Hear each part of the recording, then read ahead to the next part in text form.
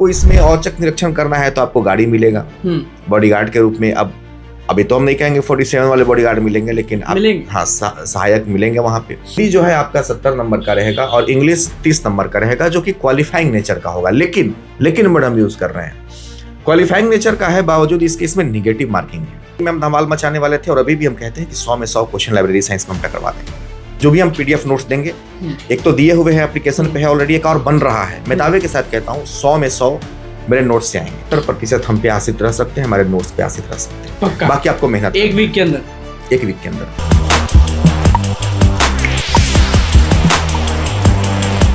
नमस्कार, मैं हूं अनुकुल तिवारी और आप वॉइस हब देख रहे हैं। देखिए, बहाली का नाम है AEDO और ये पहली बार ये बहाली आ रहा है, तो इसको लेकर जितने भी अभ्यर्थी हैं वो बहुत ज़्यादा जोश में है। लेकिन भैया पढ़ना क्या है दिमाग में ही नहीं जा रहा है। और पोर्टल फिर से खोला गया तो कंफ्यूजन भी है कि पोर्टल क्यों खोला गया, हंगामा भी हो रहा था, बहुत सारी चीज़ें हो रहा था। विकास सर हमारे साथ मौजूद हैं। विकास सर, ये बहाली जो है वो पहली बार, ये नाम ही हम लोग पहली बार सुन रहे हैं कि AEDO, तो इनका काम क्या रहेगा वो हम जानने की कोशिश करेंगे, वीडियो के माध्यम से लोगों को बताएंगे।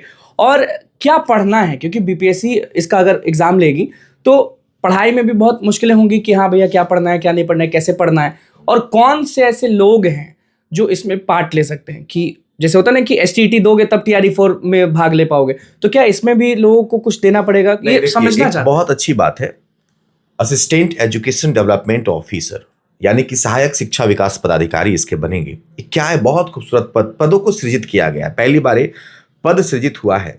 आपको हम बता दें कि ये जो काम रहेगा, पहले काम को समझ लेते हैं।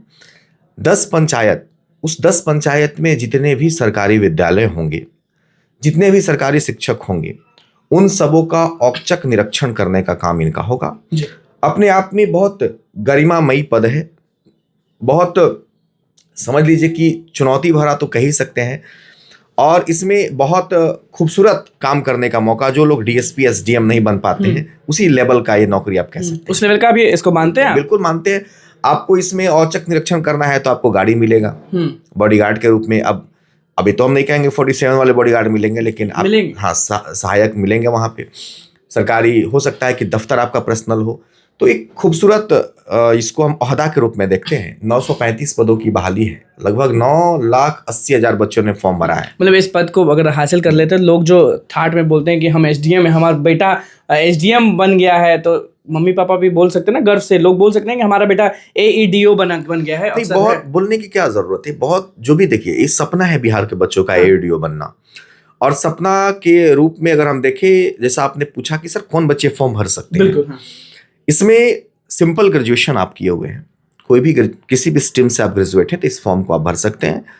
ऐसा नहीं कि आप BA DLED, इसमें कुछ ऐसा भी नहीं है। फॉर्म अभी भरा जा रहा है, तभी इस बातों को हम फिर से दोहरा रहे हैं।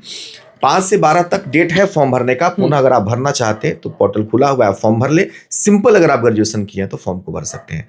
अभी तक 9,80,000 फॉर्म, चूंकि 935 पदों के लिए बहाली निकली हुई है, तो स्वाभाविक सी बात है कि पोर्टल खुला है तो और भी फॉर्म भरे जाएंगे। तो पोर्टल खुलने के बाद हंगामा क्यों हो गया? लोग क्यों बोलने लगा कि झोल हो रहा है, ये हो रहा है, वो हो रहा है? पोर्टल जब खुल गया तो अच्छी बात है ना कि और लोग पार्टिसिपेट कर पाएंगे। वही वाली बात हो गई, जब बचपन में हम लोग गेम खेलते थे और गेम के बीच में प्लानिंग चेंज होता था तो हम लोग झल्लाते थे, थोड़ा सा नाराजगी जताते थे। तो हमें लगता है आयोग के लोगों ने सफाई भी दिया है आकर के इसके पक्ष में। लेकिन मुझे लगता है कि आने वाले भविष्य में जो भी हमारे आयोग के लोग हैं, BPSC के लोग हैं, वो इस बात का ध्यान रखें कि बीच में कभी भी कोई जो अपने हिसाब से चेंज ना करे और बाद में आकर के देते भी हैं सफाई की, भाई ये हम लोगों ने इसके आधार पर किया। तो हमें लगता है कि बिहार अगर बदल रहा है तो हर परिप्रेक्ष्य में बदलने की जरूरत है। बिल्कुल। तो किस फॉर्मेट पे एग्जाम होगा? जैसे ये एक अफसर बनने का होता तो क्या इसमें PT होगा, मेंस होगा या फिर इंटरव्यू होगा? नहीं, इसमें एक ही एग्जाम है। इसमें आपको मेंस नहीं देना है, आपको इंटरव्यू नहीं देना है। इसमें 3 पेपर का एग्जाम होगा, पेपर 1, पेपर 2। 3 पेपर। हाँ, ये दिन डिसाइड हम लोग नहीं कर सकते हैं अभी, वो 3 बार करके वो चीजें नहीं आएंगी। 3 बार होगा। पेपर 1, पेपर 2, पेपर 3 पेपर के एग्जाम होगा, जिसमें पहला पेपर में हिंदी और इंग्लिश रहेगा। हिंदी जो है आपका 70 नंबर का रहेगा और इंग्लिश 30 नंबर का रहेगा, जो कि क्वालिफाइंग नेचर का होगा। लेकिन मैडम यूज कर रहे हैं क्वालिफाइंग नेचर का है, बावजूद इसके इसमें निगेटिव मार्किंग है। अच्छा, इस परीक्षा में नेगेटिव मार्किंग? अन्य एग्जाम में इंग्लिश हिंदी क्वालिफाई रहता था, इसमें नेगेटिव मार्किंग है। पेपर 2 में आपके आर्ट साइंस रहेंगे 100 क्वेश्चन, और पेपर 3 में मैथ रीजनिंग 100 क्वेश्चन रहेंगे। 300 मार्क्स का, 300 नंबर। कितना लाना होगा लगभग? देखिए 200 नंबर एक अंदाजा। 200 नंबर के तो क्वालिफाइंग नेचर के हैं जिसमें आप जितना ज्यादा ला सकते हैं, और पहला पेपर इंग्लिश हिंदी का है जिसमें आपको कट ऑफ पार करना है, 30% के अप्रोक्स आपको लाना होता है, तो 33% के आसपास। तो इसमें आप निगेटिव मार्किंग है तो और सब एग्जाम में होता है कि इंग्लिश हिंदी पास करना निगेटिव नहीं है, तो तुक्का लोग मारते हैं, लेकिन यहाँ पे आप तुक्का नहीं मार सकते हैं, यानी कि उसमें भी आपके पास नॉलेज अच्छे खासे होने चाहिए। मतलब कि अब नेगेटिव मार्किंग से भी बच रहे हैं इसमें, इस पद पे। नहीं देखो, आप एक बात को समझिएगा अंकुल जी, कि अगर मेंस नहीं है, इंटरव्यू नहीं है और इतने सारे फॉर्म भरे जा रहे हैं लाखों की संख्या में, तो स्वाभाविक सी बात है कि कुछ ना कुछ तो ट्विस्ट आयोग करेगा भाई। खूबसूरती तो है आयोग के पास, कुछ ना कुछ तो करते ही हैं, ऐसा बात थोड़ी है। आयोग है भाई हमारा बिहार का। ध्यान इसमें एक बात का हमेशा दीजिएगा कि जो आपका एग्जाम का लेवल रहेगा वो प्रशासनिक, बीपीएससी जो प्रशासनिक स्तर पे होता है उस स्तर का एग्जाम होगा, उस लेवल का होगा exam? हाँ स्वाभाविक सी बात है, उस लेवल का होगा। कंपटीशन थोड़ा टफ रहेगा इसमें, ऐसा नहीं सोचना है कि आप फॉर्म भरोगे आपका रिजल्ट हो जाएगा, आपको पढ़ना पड़ेगा उसके लिए। क्या क्या पढ़ना होगा, क्योंकि सबके दिमाग में यही चलता है कि ये कभी बहाली नहीं आया तो हम इंग्लिश पढ़ें तो इंग्लिश में क्या पढ़ें, मैथमेटिक्स बनाए तो बनाए क्या? नहीं, उसमें सिलेबस में पूरा क्लियर किया हुआ है। उदाहरण के तौर पर संज्ञा सर्वनाम हिंदी में और इंग्लिश में ग्रामेटिकल भी है, और इस प्रकार से उसमें पूरा मेंशन बजाबते किया हुआ है सिलेबस में क्या पढ़ना है। और जनरल कंपटीशन के दायरा में जो भी आर्ट साइंस आता है, मैथ रीजनिंग आता है, एसएससी लेवल का आप प्रयास कीजिएगा मैथ रीजनिंग पढ़ने का। आप ये प्रयास कीजिएगा कि थोड़ा सा एसएससी लेवल को हम टच करें मैथ में और साइंस में।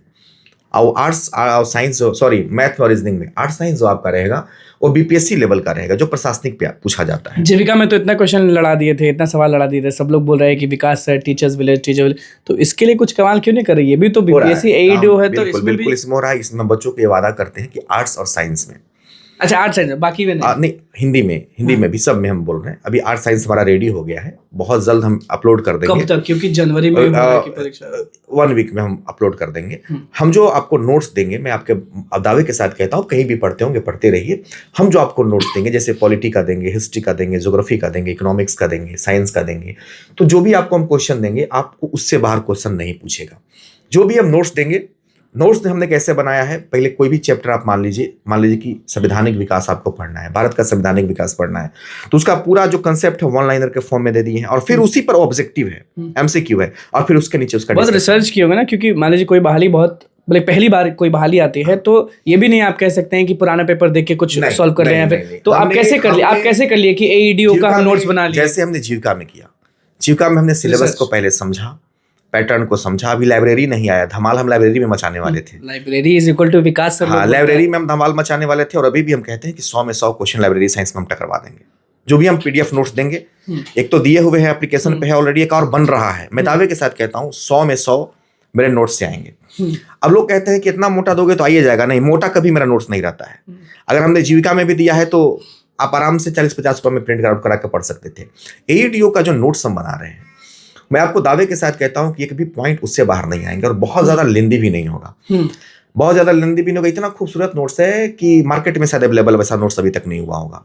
रिसर्च चालू है। जिस पैटर्न, नहीं, मेरा काम ही है। देखिए, हम एक बात बताते हैं, मेरा काम यह है कि हम एक तो पढ़ा नहीं रहे, अभी पढ़ाई बंद कर दी है, बच्चों को पढ़ा नहीं रहे ऑनलाइन।